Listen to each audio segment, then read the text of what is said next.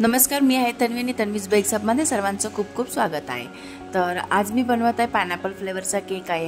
हा केक त्यांचं बर्थडेसाठी नव्हता, असंच त्यांना घरी खाण्यासाठी गेस्ट येणार होते, त्यांच्यासाठी त्यांनी मागवलेला होता खायला. तर पायनॅपल आणि जो मी काल मँगो फ्लेवरचा केक बनवला, असे 2 केक त्यांची ऑर्डर होती. तर मी काल मँगोचं दाखवलं आणि आता पायनॅपलचं दाखवते. तर मी सोकिंग केलेलं आहे शुगर सिरपने, त्यामध्ये क्रश ॲड केलेला पायनॅपलचा आणि फिलिंगमध्ये यूज केलेला आहे पायनॅपल क्रश आणि व्हाईट चॉकलेट.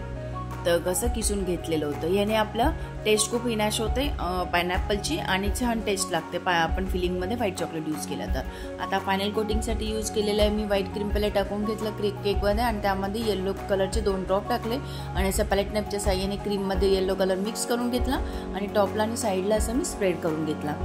आणि नंतर मी याचं प्लेन फिनिशिंग वरती करून घेतली, साईडची एक्सेस क्रीम काढून घेतली. नंतर मग मी स्क्रॅपरच्या साह्याने असं साईड डिझाईन करून घेतली, एक्सेस क्रीम काढून घेतली. आणि मी याला ड्रिपिंग करणार आहे न्यूट्रल जेलची. तर न्यूट्रल जेलमध्ये आपण पाणी टाकून त्याला थोडंसं पातळ करून घेतलं आणि त्यात येलो कलर टाकून घेतला. आणि नंतर मी असं पायपिंग बॅगमध्ये 1M नोझल भरून घेतलेला, त्याने अशी स्विरल पॅटर्न करून घेतली, कारण हा बेकरी स्टाईलमध्ये केकचं डिझाईन्स होतं.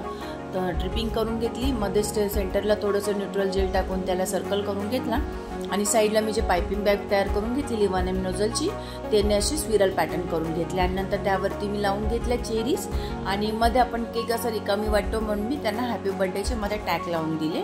आणि आता केक रेडी झालेला आहे. तुम्हाला कसा वाटला व्हिडिओ आवडला असेल तर माझ्या चॅनलला लाईक शेअर सबस्क्राईब करायला विसरू नका.